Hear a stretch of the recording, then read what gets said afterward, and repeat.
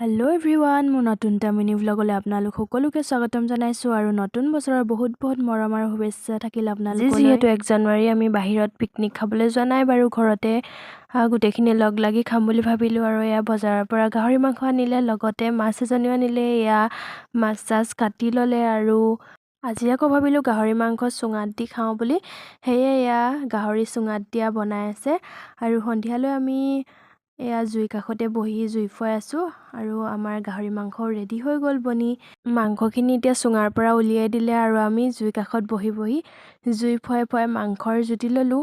আৰু আপোনালোকে বাৰু 1 জানুৱাৰীটো কেনেকৈ পাৰ কৰিলে জনাব দেই। আৰু এইফালে আকৌ মই মাছ ফ্ৰাই কৰি ল'লোঁ জোল বনাবলৈ।